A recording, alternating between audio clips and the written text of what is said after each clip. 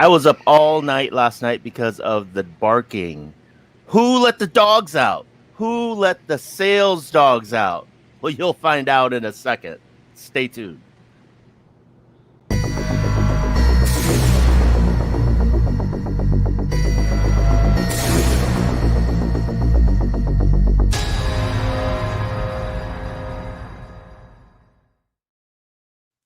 Hey, everybody. My name's Chaffee-Thanh Nguyen, and over here we have Mr. Scott Patton. How are you doing, Chaffee? Good. Not as good as you hanging out on your hammock. I love my hammock. I'm Playa del Carmen. Mr. Digital Nomad. Yes, and one of the nice things of mobile devices is that we can broadcast from them from anywhere as long as I have a good Wi-Fi. So hopefully I won't too much today. That's right. So we're continuing our series on sales because basically it's a key to success in life, and not just in business life. It's a key to success. Like one of my friends says, the best sales job he ever did was on his wife, convincing her to marry him.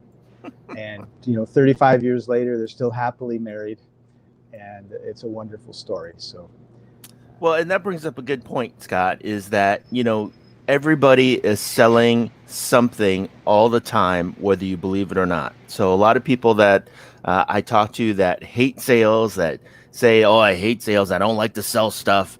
Well, guess what? You're selling yourself all the time, whether it's to your boss or to a prospective boss because you're looking for a job, to your wife or future wife, to your girlfriend or boyfriend or whatever it is, to other people. You're always selling something to convince them of your ideals, of who you are, of what you are, what you want to accomplish. And so keep that in mind, is that, sales is not a negative thing. It's a positive thing when you use it for the right reasons to help you and other people achieve and get what you want.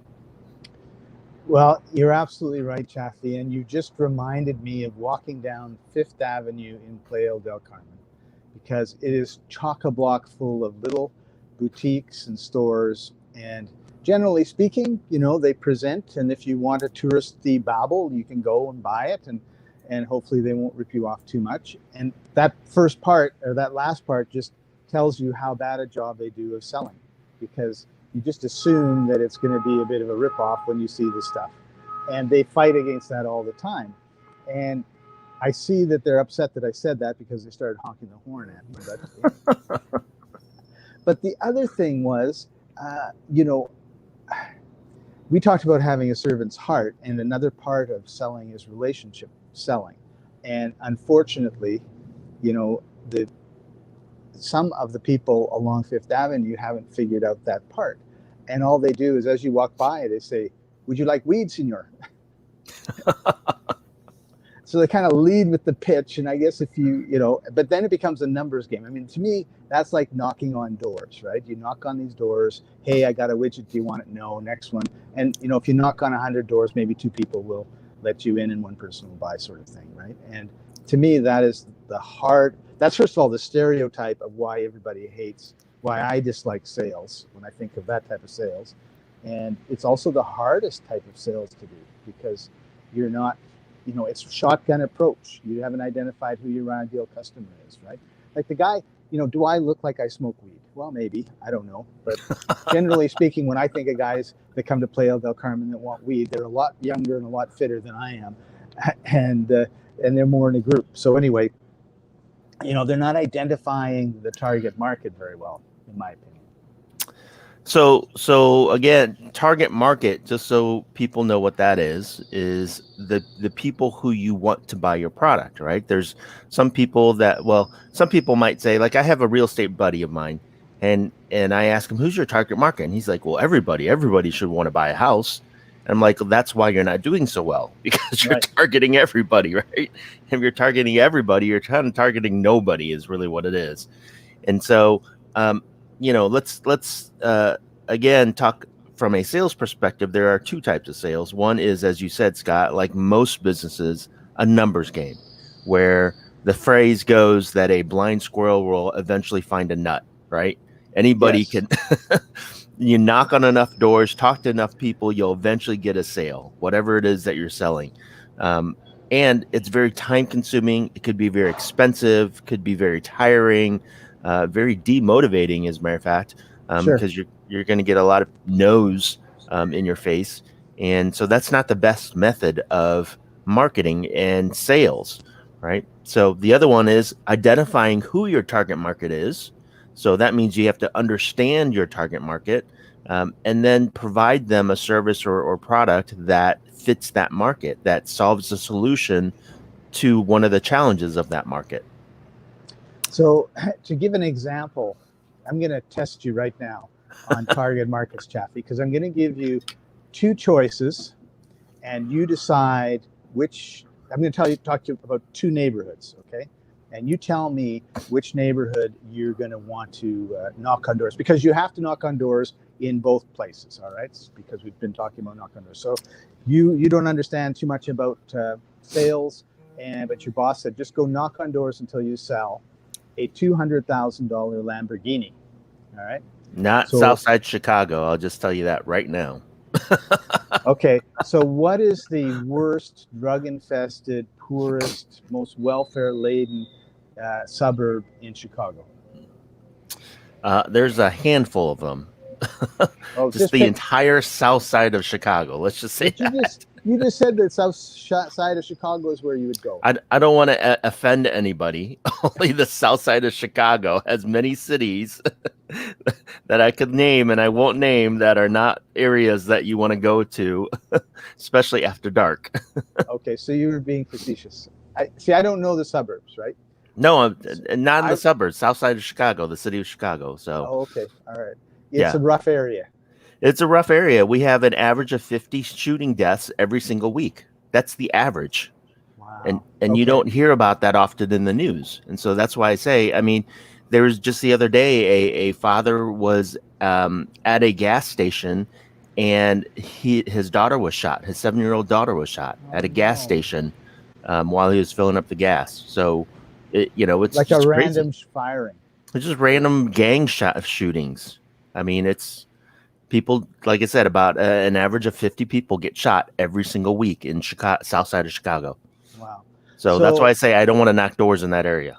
all right. So what you're saying is the south side of Chicago, and of course your boss is going to give you the car because you have to show the car to sell it.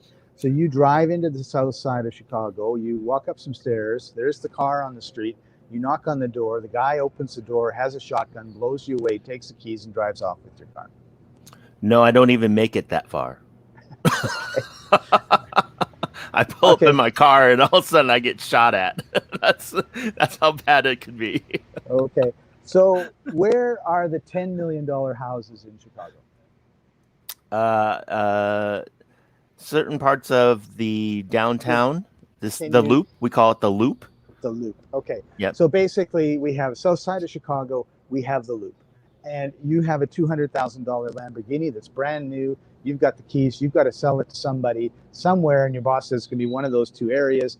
It's a no-brainer, right? absolutely. Okay. And the reason why is you're really clear that someone who's got a gun in south side of Chicago and no money is not going to buy your car. No, they'll take my car. They'll take your car, They're not but gonna buy it. they're not going to buy it. And if you have one of those things where like you have the thumbprint or whatever, they're going to just chop your hand off and take your hand so That's that right. they can drive it, right? So this is obviously an extreme, but the fact of the matter is that nobody, and it's obvious, right? But generally speaking, like you said, people take this shotgun approach and they don't think about who their ideal target market is. And if you think about who your ideal target market is, and then you start thinking, okay, well, what do they want? And you identify, so in the loop, they want prestige. So Lamborghini, massive prestige, right? If you were a used car salesman and you had a 1967 Ford Beater, yeah. Now, which area of town are you going to go to? The junkyard where And we're going to assume now that there's a moratorium on shooting and nobody's going to shoot you in the south side of Chicago for the next 3 days. Okay. I mean, you're not going to go to the Loop with a junky car, right? Correct. And so but when you have a product, like you said, most people say everybody needs a house. Well, yeah, but the house that somebody who's a multi-millionaire and the house that somebody that's on welfare are two totally different things, right? So I agree. which area do you focus on, just to keep the real estate, analogy going? But if you've got a product, then you have to sit down and think about who's or service, who's your ideal customer. Now, they use the word avatar, which I hate personally. I was like, who's your ideal customer? It's simple, right? Oh, these people will buy. Then when you get in front of those people, and you have to understand them, right? Because people buy from people that they like, know, and trust. So how do they like you? How do they know you? How do they trust you, right? So if you go into the Loop and you're dressed in a jeans with holes in them that are not holes because it's fashionable, just holes because they actually wore out, and an old ratty shirt, and you got 3 days growth, and you got your hat on. Wait, Scott, how do people know if my holes are old or they're fashionable? They can tell. Oh, okay. I can't tell, but they can tell. Okay, right? I can't tell either. Yeah. They're going to look at you and they're just going to say, like, no way, I don't care how nice the car is. I need somebody in the suit that looks professional, that looks, rich, right? And this is, it's really amazing when you see people selling to the wealthy. Like if you're going to sell a Lamborghini, I was going to say a private jet, there's a certain look that you want to have, right? So that you fit in, and then you create the rapport. And well, it's an image that you are selling to your target client, right? Because if you're in overalls with a straw hat and a pitchfork trying to sell a Lamborghini, you just ruined that entire image of luxury, because a farmer with a pitchfork doesn't come across as a luxurious multi-billionaire person selling a Lamborghini. Yep. And if you were selling a farm in the plains of Illinois, then if you were dressed to the nines, with the shiny shoes and there's a pig slopping by, that's not going to work. The farmer that wants to buy the place just can say, "Oh, forget it. This guy's." Which, by the way, Green Acres was one of my favorite shows when I was growing up. If you've never seen it, go see Green Acres. Right. Good point. And these are cultural clashes, right? And cultural clashes, generally speaking, do not lend themselves to successful sales, right? Yes. It was interesting. Like, I have a friend who's Chinese and she's a realtor, and parts of Vancouver, or the lower mainland of British Columbia, as we call it, which is a number of different cities, are like, one is like, it looks like it's 99% Chinese. And then there are other places where there's like not even one, which is actually kind of surprising. So she was trying to sell a house in the area where there are no Chinese. And everyone coming through was white as white bread. And she says, I could just tell, like, they really didn't want to deal with me. And they had their own preconceived notions about Chinese salespeople. And, so that was an actual real, and she couldn't sell the house, did not sell the house. A white realtor came in and sold the house in 2 weeks. Yeah, you can say it's, there's prejudice and all the rest of it, but it just was not, this cultural clash was going on, right? Yeah. And she didn't recognize it, and her customer was not happy because nothing was happening, right? And so I don't know where this brings us now.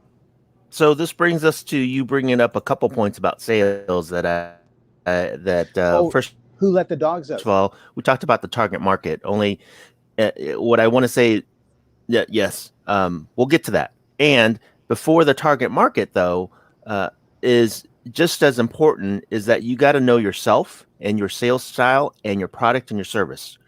So, a lot of salespeople get hired by a company and they're told, go talk to these people and sell this. Well, then they go talk to these people, and these people ask certain questions and they don't know how to answer the question because they don't know their product well enough, or they don't know their service well enough, right?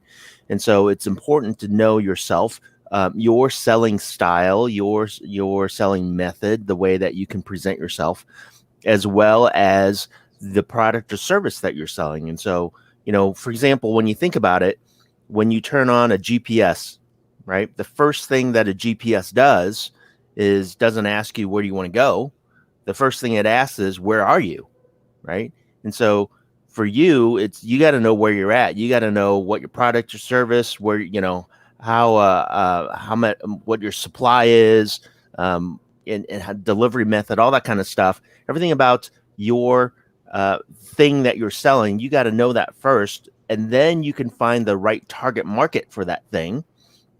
Right. And so that's the second thing, is knowing yourself, and then knowing your target market, and then figuring out how you can help them, how you can answer a challenge for them, how you can, as we You're going to say, solve a people problem, don't right? buy a drill. Right. So people don't buy a drill because they want to drill. Right. They buy a drill because they want a hole. Right. They got to drill a hole somewhere. Right. And so what's going to make that hole for them is a drill. And so they go and Not they a buy the saw. drill. Right. So Right. what is that thing that you're solving for them? You're not selling them that thing. You're selling them the solution. Right. And that thing that you're selling can provide them the solution that they need. So, Yeah, and you're selling yourself as well.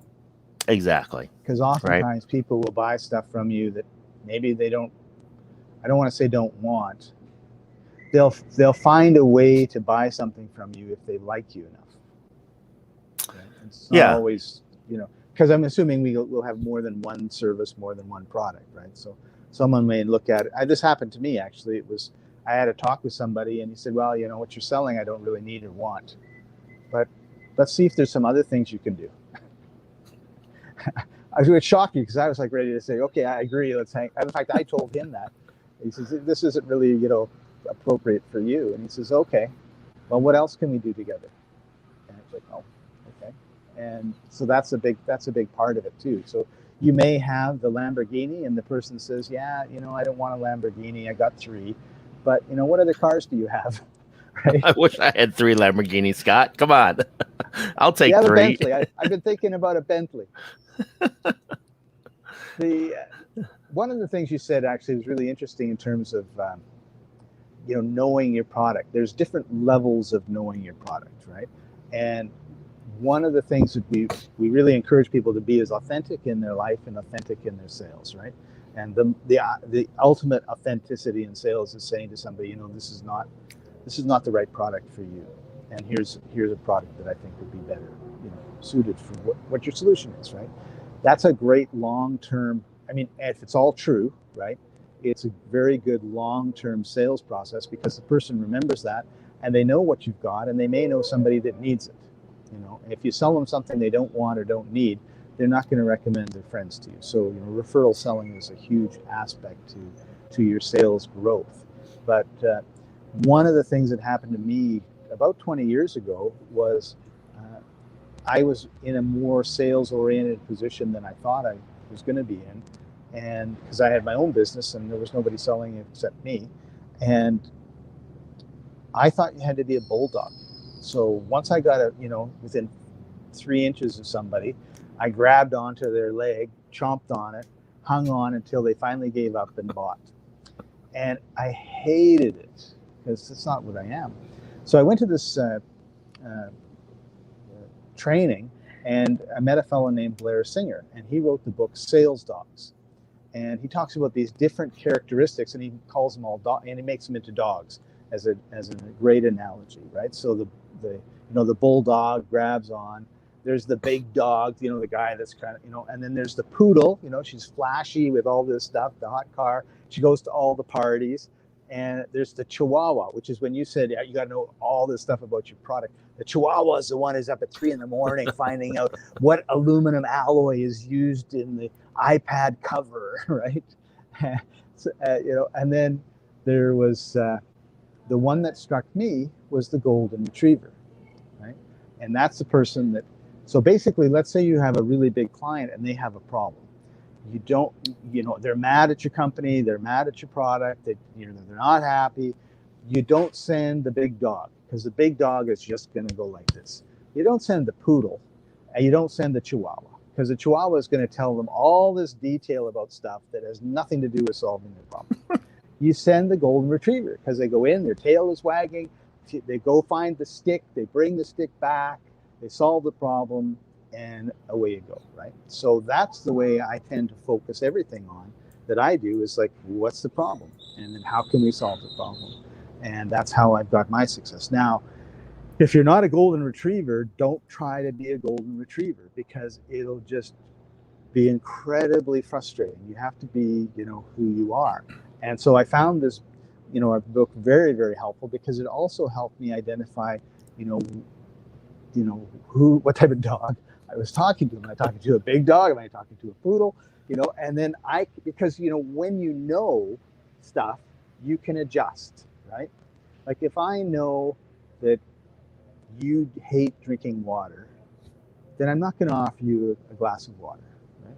If I know that you love orange juice, I'm not going to offer you Coca-Cola, but if you don't know these things, then you can't adjust, right? So once you say, oh, this is like the big dog, I know how to interact with the big dog personality. Or if this is a poodle, I know how to interact with the poodle personality, or the Chihuahua, right? So it works both ways, because the other person is a certain type as well, right? And it's not, like attracts like, and opposites attract, and who knows which way it works. But you're going to have all these different people come into your lives, and you need to understand. If you have a way of figuring out what type of person they are, then you can start figuring out how to deal with them better, right? As opposed to what happens with most people, and I'll just finish this point and be quiet, is I went and I talked to Chaffee. I gave him my best sales pitch, boss. He didn't want to have anything to do with it. It's a lost cause. Well, no, it's because I didn't build rapport. I didn't understand that you were this type of personality, and everything I did grated against your psyche and everything else, and you couldn't wait to get out of the room. It had nothing to do with whether you wanted the product or not. It was something totally different. Yeah, so you bring up two good points, right? So the first one, and we've talked about this before, Scott, is first one is knowing yourself. And so that goes into, as you said, using the sales dog strategy, what kind of dog you are, or what we've talked about in the past is this thing called emotional intelligence, knowing who you are, what kind of personality you are, and some of the traits that you are. And then the second thing is not only knowing what kind of dog you are, knowing what kind of dog your client or future prospective client is, and relating to that kind of personality or that kind of individual. And so imagine if your client is a poodle and you are a pit bull, and you come across as a pit bull, all you're doing is you're scaring your client, because a lot of poodles are scared of pit bulls, right? And so if you come off barking like a pit bull, your client, the poodle, is just going to run away. And so if you can identify that they're a poodle and then put on the behaviors of a poodle yourself, now you can communicate. And so that goes to what you said, is that people like to buy from people they know, like, and trust. And so if they know who you are, they know what kind of dog you are and everything, you go to a networking event that you go to regularly and you build a presence in that networking group, then people start to know you and like you and trust you. And as you said, in that one instance, even if you have a product that they're not interested in, they still might want to buy something from you because they know, like, and trust you, and they want to do something with you. On the other side is that if you can recognize what kind of dog or personality type they are and match their behavior when you talk and communicate with them, now they're going to know, like, and trust you even more and want to work with you even more. So it goes both ways for yourself as well as for your client as well. Yeah, absolutely. And I'll give you an example too, because I do a ton of networking, and I've done a ton of networking in the past, and I even run a networking group. And my group is what we call an open group, where we are open to anybody and everybody. So there are other groups that are called exclusive groups, and those exclusive groups, they typically have one type of business that's allowed per meeting, right? So if you're a realtor, then they don't allow any other realtors in that group. They have one realtor, right? They have one mortgage broker. They have one mechanic. They have one insurance guy. And that's all they allow in that group. And a lot of those groups are referral groups. And so you got to give referrals back and forth. And I always, my biggest challenge with those groups is that I felt compelled or forced to refer to, somebody to that real estate agent just because they're part of the group and not because I really liked them or trusted them or knew them or appreciated them, right? It was just because they were part of that group, I had to refer somebody to them. And so my group, when I started running it, I said, we're just going to be an open group. And if I have 3 realtors in my group and somebody is looking for a realtor, then that person is going to work with the person that they know, like, and trust the best, right? And so it's an open competitive group in the sense of, hey, we're going to have many kinds of different businesses here or the same businesses here. And what I encourage is communication. What I encourage is building relationships. What I encourage is getting to know the members of the group so that you can work with the individual that best represents who you are and what you're looking for. And so again, having an open group like that, it's important to really know yourself and your personality so that you can know and get to know the other member groups, the other members of the group and their personalities as well, so that we can do and refer business to each other. Well said. Well said. So if you have not read the book Sales Dogs, it is a good book. It came out probably 20, 30 years ago. So yeah, it's been around for a long time. Yeah. And if you can see his presentation, I don't know if his presentation is on YouTube. I imagine it is. It was an interesting experience for me because I was in the audience listening to Blair, and I was just like, wow, this is amazing. It really was life transforming for me. And I immediately ran to the back and I bought his book because I thought, if this is what he can talk about in 45 minutes, like, what's going to be in this book? There was nothing in the book that wasn't covered in the presentation. And I was incredibly, so as happy as I was disappointed when I read the book. But what I didn't think about was 6 months later, I didn't remember the presentation very well, and I needed a refresher. And I was so happy I had the book, because then I could read the book. Oh yeah, this is what he said about this. This is what he said about that. It would bring it all back, and I was able to go. So of course, our learning, we get this information, and then over time, it just sort of dwindles away, right? So the book helped me bring it back up and integrate the concepts more. So always support the people that are teaching you things, and get the books, because then you can refer back to them. Well, statistically speaking, and I don't remember the exact statistic. I know it's pretty high up there. It's after the first day after you hear something, you forget like 50% of what you've heard, and then after the first week, you forget like 80% of what you heard. Right. And so as time goes on, you forget more and more of what you heard, except for maybe a few key points. And so, it's important to have that information somewhere that you can access it and repeatedly go through it. And one of the things that I've come to appreciate is there was a point in time in my life, Scott, where I wanted to learn everything. I wanted to drink from the fire hose, and I wanted to read, 3-4 books a week, right? And just immerse myself in new information, new knowledge. And I think that's important that people do that, is just immersion, right? Just when they're learning something new, when they're experiencing something new, is just learn as much as you can and just immerse yourself in this new world that you're learning and appreciating, whether it's sales, whether it's real estate, internet marketing, whatever it is. Just, surround yourself with that information 24/7 so that you can get up to speed and force yourself to learn that. Only I'm at a point in my life now where, I'll read a book and I will actually mark down 3 to 5 key points in that book that I want to learn and implement in my life and in my business right away. And so I don't read 3 to 5 books a week anymore. I'll take the time and read, like literally read, not just listen via audio, right? And Right. Doing both, I think, helps, because audio is one way of learning, visual is another way of learning. And so my goal when I read a book now isn't just to absorb a bunch of information and then read the next book. It's to pick out some key points that I actually want to implement in my business, in my life, and make that book a key point of that book a part of what I do and who I am.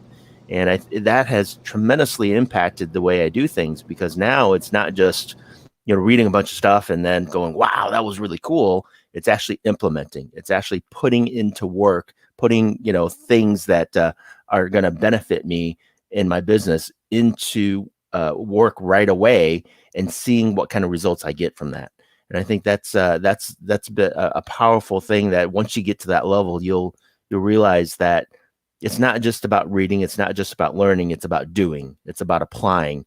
And so that's a key tip that I think everyone should learn, is that every book you read or every video that you watch or whatever, it's what kind of lessons can you take away from that? Awesome. Yeah, I totally agree with what you were saying. There's been a few people that I know, and of course, it's interesting how we get influenced by people around us. And a few people were saying, yeah, like my goal is to read 5 books a month. It was 5 books a month. And I thought, yeah, I should be reading more too.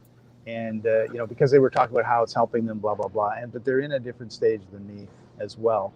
And then it was kind of like, then I started reading some of these books, and I thought, it's like this particular book, it was like everything that he had to say, he said in the first 3 chapters. And then everything that was in, chapter 4 to 10 was like, had nothing to do with it. Like, it was just like totally irrelevant in my mind, right?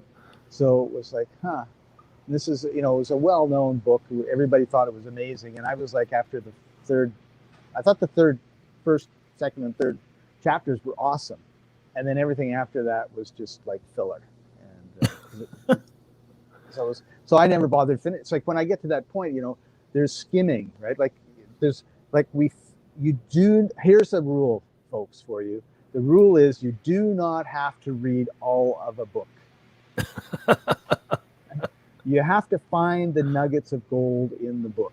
And sometimes it's well written and the whole book is worth reading.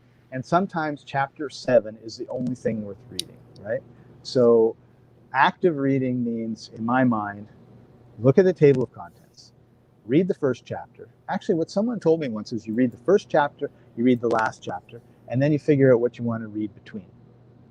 I've never done that. I've always read the first. I've always gone sequential, but that might be a way of doing it. But I always look at the table of contents, and after a couple chapters, right? First of all, if it's a bad book, put it away. But people will like, no, I have to finish. Like, there's a book that's an amazing mystery, and it's set in like the 12th century in a monastery, and it's a murder mystery. Okay, Sean Connery was in the movie about this. It was The Name of the Rose or something. No, it wasn't. I don't know, something. There was a rose there, but it doesn't matter. Anyway, what the guy did was he would have this text about the mystery, and then it's a monastery, right? So a group of monks would be chanting as they walked by the guy that's trying to solve the mystery. And in the book, it's in Latin.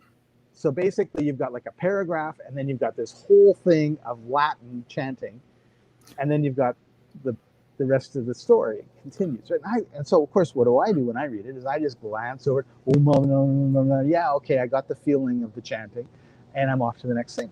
So I tell my brother-in-law, this is an amazing book, you should read it. So he starts reading it, and then I said, well, what did you think of the book? Oh, I didn't finish it. Why not? Well, all that chanting and Latin, yeah? Well, I had to translate it, and it was just too much of a pain, so I stopped reading the book. I go, no, there was nothing in the Latin. Who cares what the Latin was, right? It's the 12th century He did. in a monastery.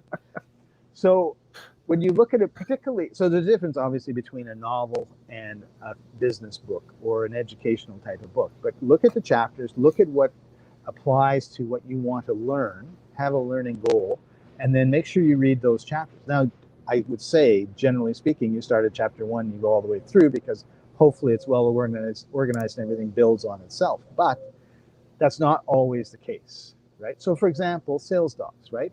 Each chapter is a dog. So I meet Chaffee, I immediately recognize Chaffee as a greyhound, and I go, shoot, I don't remember greyhounds. Like, what did Blair say about greyhounds? I get out the book and I don't start at chapter 1 and read till I get to chapter 20 where it says greyhounds. I go to chapter 20, read it, find out about greyhounds, understand that what I need to do is make sure I'm wearing earbuds or a big headset when I talk to him because that's what Chaffee likes.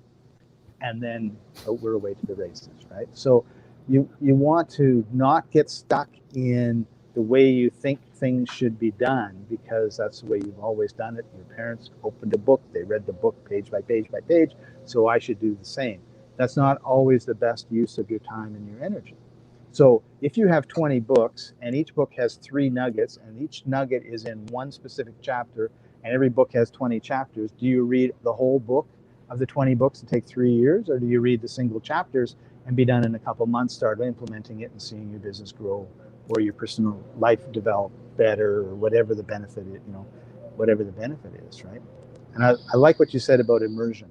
I think that's a really key thing too. If you want to learn something, immerse yourself in it.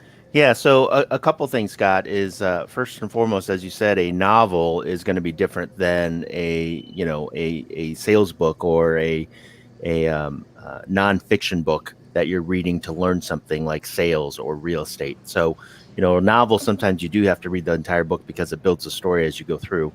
And, I've written, I actually have an entire course on writing a book. And I will tell you, statistically speaking, and research that I've done, when people look at a book, the first thing that they look at is obviously the cover, right? And so they're going to look at the cover. They're going to look at, is it pretty? Does it attract their eye? We have this term in marketing called AIDA. And so you follow that process. You create a beautiful cover with a nice title that people read. The second part of a book that they look at is they flip it over and they look at the back. And so they'll read the back of the book with a summary of what's inside the book. The third thing that they'll look at then is once they open it is the table of contents. And so a well-written book will have a good cover, will have a good back with a summary, and then we'll have a good table of contents that will describe what the contents of the book are. And then from there, you build out the book. And so, that's exactly what I do when I look at a book is I'll go through that process and I'll read the table of contents to see if there's information in there that is interesting to me. And if there is, then I'll read it. Now, once you have a book on sales, you can have 10 books on sales. And what you'll find out is that those 10 books will cover the same points just in a different way. Yeah. Right. So they'll talk about, and there's somebody out there, I would forget who, said that if you read 3 books on the same topic, you've become a halfway expert in that topic because you'll know more about that topic than most of the population because you've read 3 books on it. Right. So, and so again, to get to a level of expert is not that hard. That's right. So again, I believe in the immersion. I believe in reading the 10 books once you're learning something new to get the different flavors so that it sinks into you, because the way somebody writes a topic, it might not stick to you. Only somebody else will talk about the same thing in a different manner or tell a different story, and all of a sudden it'll click, right? You'll need to hear it from 2 or 3 people before it clicks to you. Only once it clicks, then, now that point is something that you should implement in however it is that you want to implement, right? And this applies equally to, like, if you're watching, if you go to, say, Udemy and you take a course, you can skim through, or you can look at the different lectures, or you go to YouTube and you're learning something, like, say you're learning photography, for example, and it's a 20-minute video the guy's got. But the first part, he might be saying, subscribe, like, by the way, subscribe and like and share, okay? That's, so you can skim through it till you get to the points that you want. It's not just the books. And Natalie had a great, thank you. Makes sense. Thanks, guys. This is a great chat. She had a question earlier. I find sometimes I start a book, don't always finish it. Is it okay to skim through? Absolutely. Skim through, find the parts that you are, that speak to you, and then you can stop skimming and you can read that part, and then you can continue skimming and get through it. Right? Speaking of which, Scott, when a lot of courses today, a lot of training courses today, for example, Udemy, are video courses. Yes. And a lot of people don't know this. You could watch the video at 1.5 to 2 times the speed. So a lot of times when I'm watching like a 30-minute video, I'll put it at 1.5 or 1.75 of the speed, and the person will start talking faster like this because the video is moving a lot faster. And so it'll go through real quick, only it's fast enough that I can still understand what they're Yeah. saying.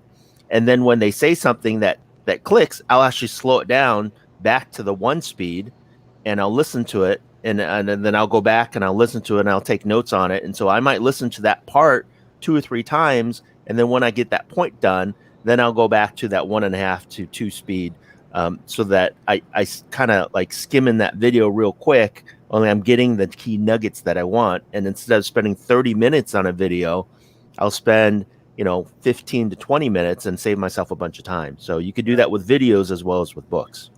Yeah, audiobooks as well. Sometimes you get a speaker who talks really slowly, and so that's a beautiful thing, because it's just because your mind, the speed of reading, the speed of hearing, the speed of your mind are all different, and you can't engage people if you're talking too slowly.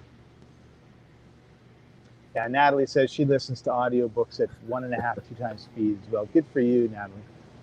Awesome.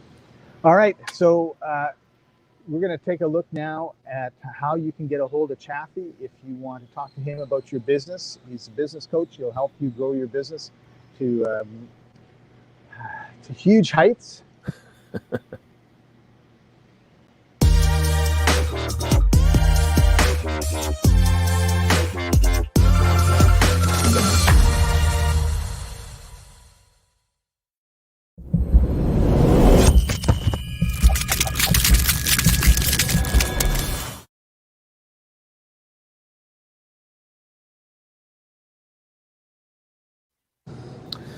And hey, don't forget to check us out on Udemy as well. We got a ton of courses out in Udemy, and we'd love for you to join us out in Udemy as well. Yep. Yeah, we'll have, there's the link, and we'll put the link in the description as well for everybody. All right, so we come to the end of our time together, Chaffee. As usual, chock-a-block full of great, actionable information. Get Woof. Sales Dog, read it. Yeah, Who Let the Dogs Out? Blair Singer did.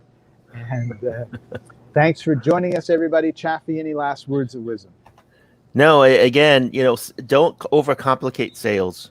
Realize that you do it. Realize that it's part of your life. And, when you understand who you are and when you understand who you want to sell your product or service to, that makes things much easier. So don't overcomplicate it. Just help people find a solution for them, and your sales will explode. Awesome. Thanks for joining us, everybody. See you next Friday. Bye-bye. Bye-bye. Thanks.